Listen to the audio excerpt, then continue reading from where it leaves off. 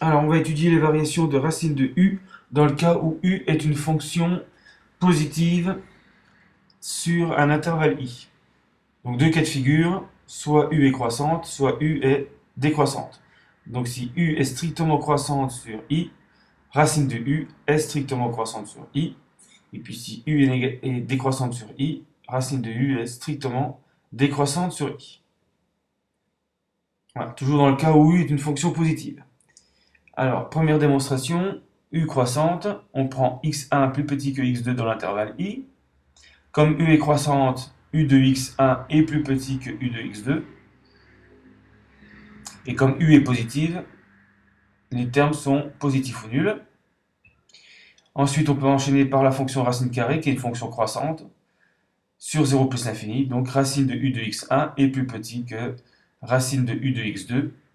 Donc, racine de u est bien une fonction croissante sur i. Deuxième cas, x1 plus petit que x2 dans l'intervalle i, on suppose que u cette fois-ci est strictement décroissante. Donc ça va changer le sens de l'inégalité, u de x1 est plus grand que u de x2.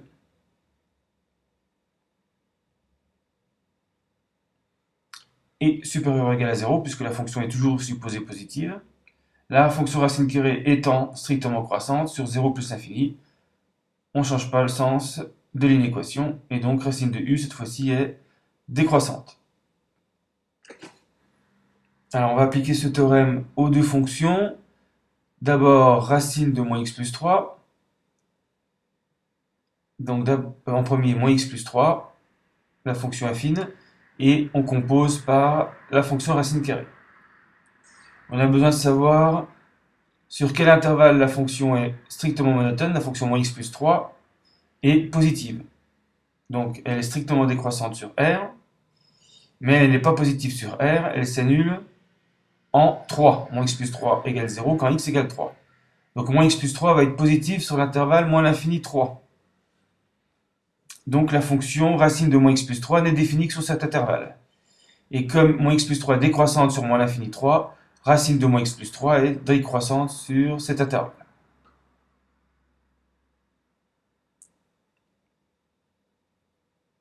Alors si on explicite le théorème, on a utilisé les deux conditions. La fonction qui a x associé moins x plus 3 est strictement décroissante sur moins l'infini 3.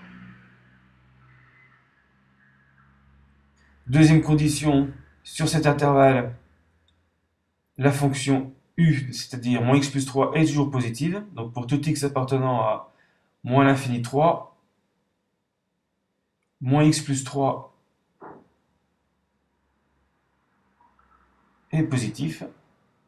Et donc on peut en conclure, d'après le théorème du cours, que la fonction qui a x associe racine de moins x plus 3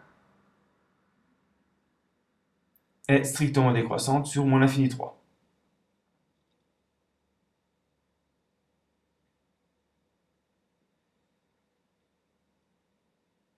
Et moins l'infini 3 est d'ailleurs l'ensemble de définitions de la fonction. La fonction n'est pas définie sur 3 plus l'infini. Donc par rapport au cours, la fonction qui a x associé moins x plus 3, c'est la fonction u. Moins l'infini 3, c'est l'intervalle i. Donc pour tout x appartenant à i, u de x est positif. Et donc on aboutit aux variations de racine de u.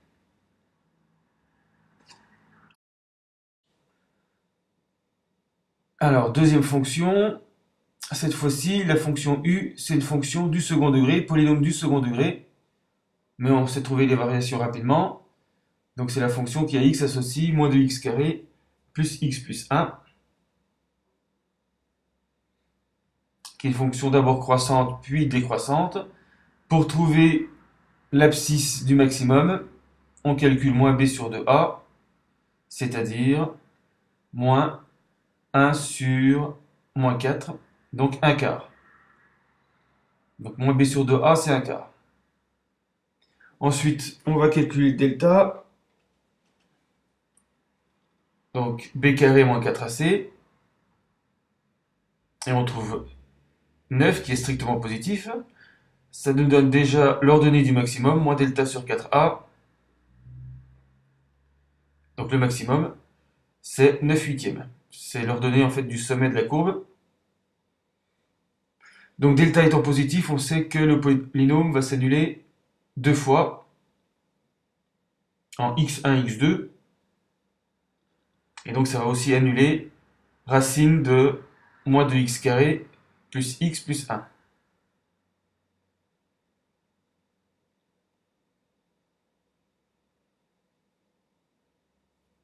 Donc la fonction ne sera définie qu'entre x1 et x2.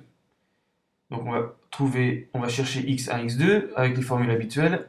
Moins b moins racine de delta, donc moins b ça fait moins 1, moins 3 sur 2a, donc moins 4, ce qui donne 1.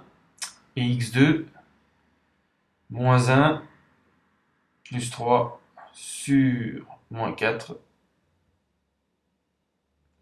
ce qui donne moins 1,5. Donc on place d'abord le moins 1,5 et 1. Donc la fonction est positive sur moins 1,5, 1. Donc là, avec la racine carrée, c'est défini sur moins 1,5, 1. Pour les variations, ce sont les mêmes. Sur moins 1,5, 1 quart et sur 1 quart, 1. Et puis le maximum, c'est racine de 9 huitièmes, c'est-à-dire, après simplification, 3 racines de 2 sur 4.